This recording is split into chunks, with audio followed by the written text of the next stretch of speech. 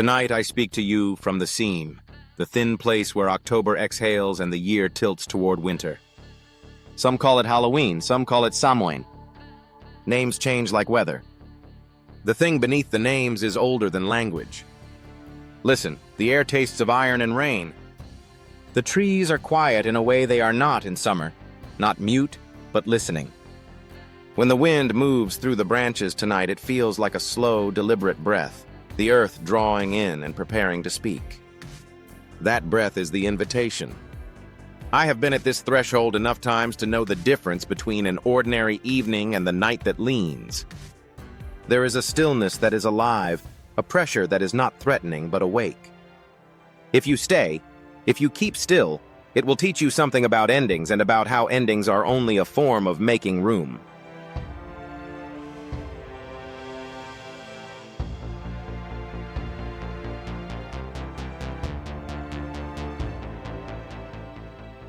I light a single candle and do not speak a performative word. The candle is a witness and a logic, a small, honest light in the hollow of the dark. Real attention looks like that. It is modest. It does not demand the world rearrange itself to be seen. Attention is the first craft. Without it, the rest is theater. I place my palm on the ground and listen to its slow metabolism.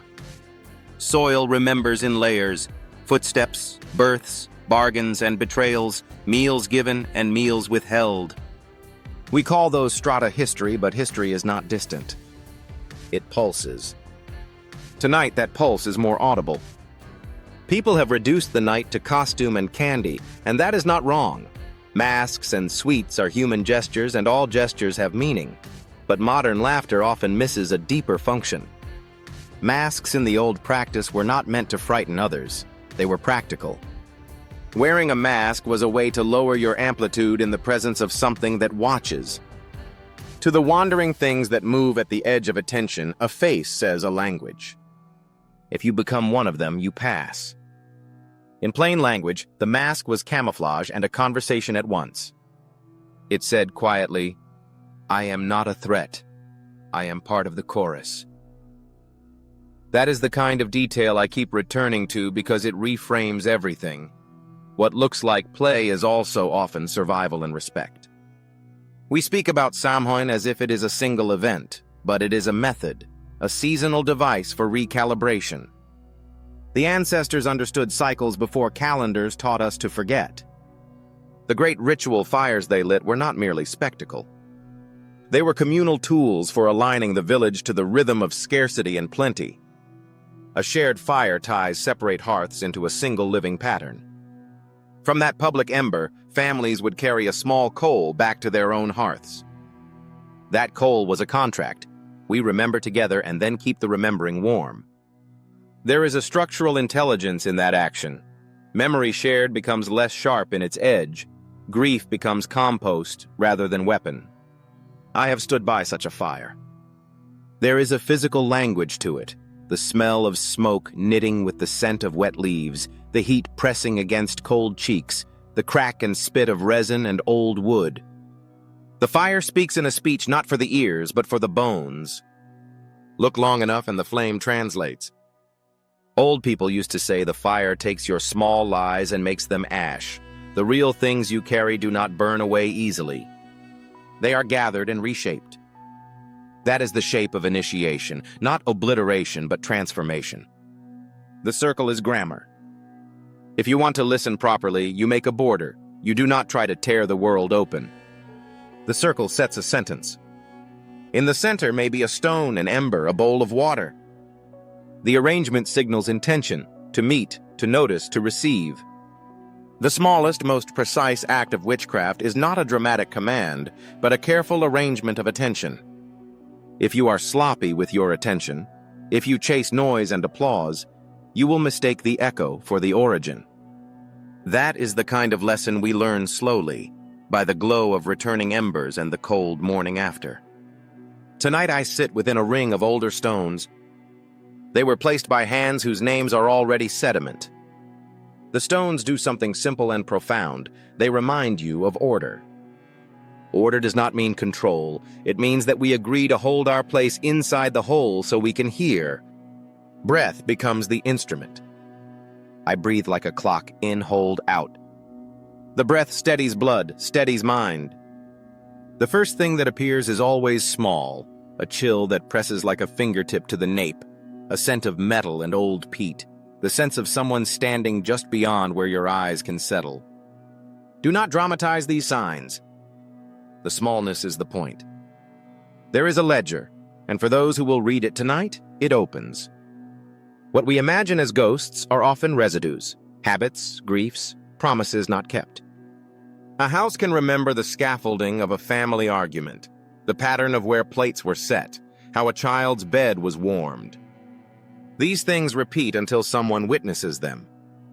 Samhain loosens the knots of repetition. You do not conjure.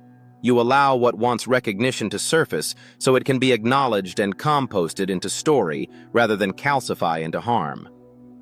I will be blunt. Many accounts of entities confuse category with encounter. You will hear people tell you the same story in different languages, that something came and they conquered it. That is a different aim than the work I do. My work is literacy. I learn to read the grammar of place. The world says things in local dialects. I am not looking for the grand, the cinematic, or the Instagrammable. I am looking for the page the earth holds out tonight. Sometimes the page is an image, the blur at the edge of sight of a small child who died long ago. Sometimes it is a sensation, a weight behind the ribs that is not yours but is lodged in the house. Learn to discern the mode and you will know how to respond, tenderly, not arrogantly. Masks return to this. If you think of a mask solely as a prop, you miss its efficiency. When we put on a mask, we learn which parts of our shape the world identifies and which parts remain private. We become ambiguous.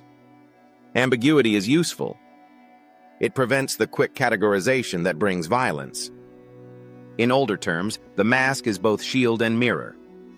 It hides a human face and allows the world's shape to reflect on something that is not easily owned. It is reverence disguised as anonymity. Now think of memory in the body. We inherit more than stories. The soil absorbs the footsteps of guilt and the footprints of kindness. These echoes circle back as sensations.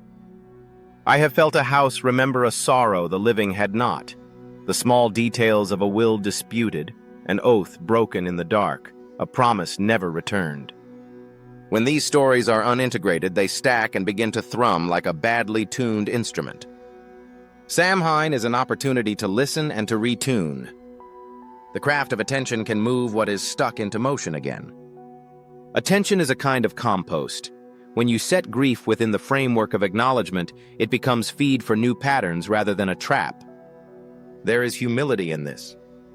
It costs less to make a story of dominion than to practice restraint.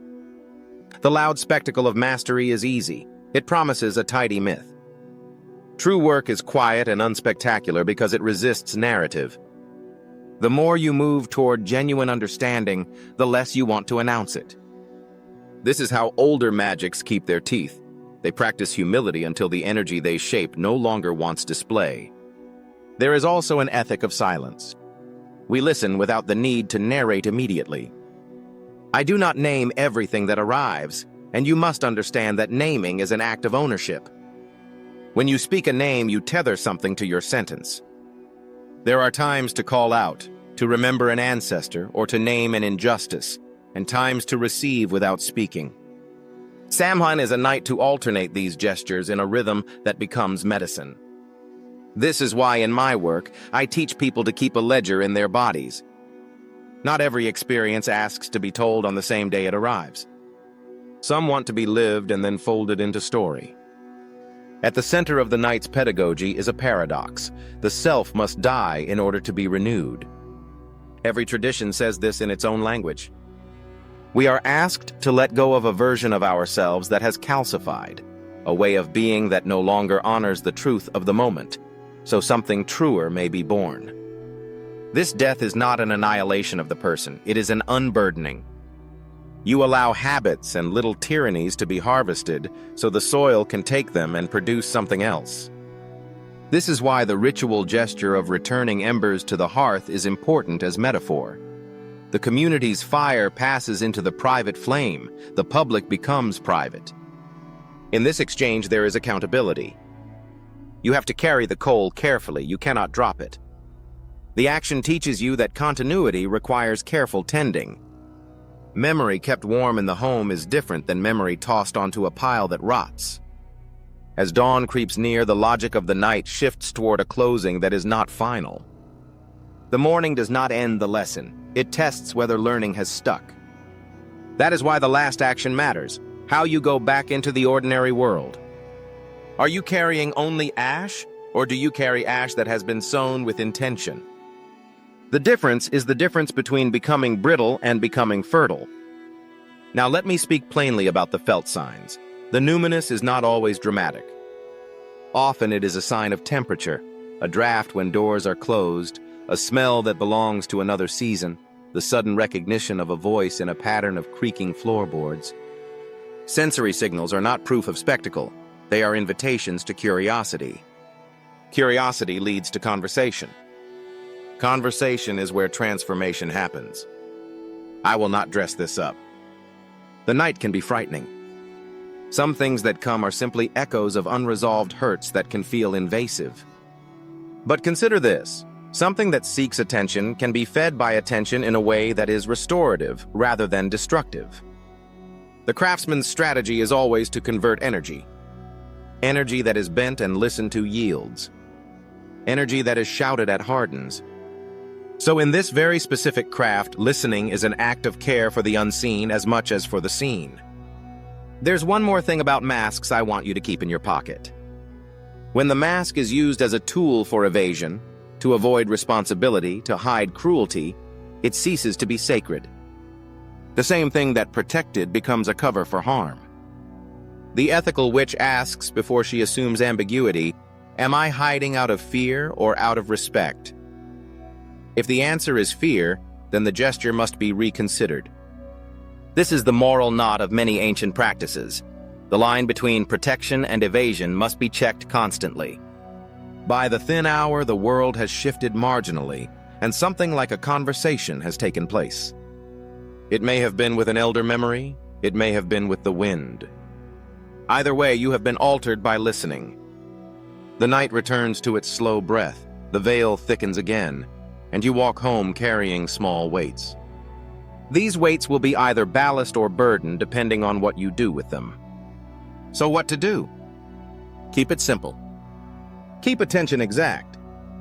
Keep the accounts of your household, the stories, the debts, the names. Return to the practical work of tending. The old fires teach us not to be flashy, but to be steady. The craft is in the slow tending. In the morning, when the light is modest and thin, I will take the ash and return it. There is a gesture of compost. Take what you learned and put it where it can feed. Not everything demands an audience. Some things demand soil. This is the difference between spectacle and practice. We who call ourselves practitioners are gardeners of attention. Our primary work is to ensure things grow where they should, not to force blossoms where the season forbids. So tonight, if you stand on your threshold and feel that pull, remember that Samhain is not a night of bravado. It is a night of literacy. It teaches a habit we have forgotten, to listen to the ledger below the floorboards. It teaches respect, it teaches endurance. It teaches how to carry a coal without dropping it. I have spoken much of ground and fire and masks because those are the main cards in the old hands. But the deeper lesson is quieter. Let your life be a steady practice of attention.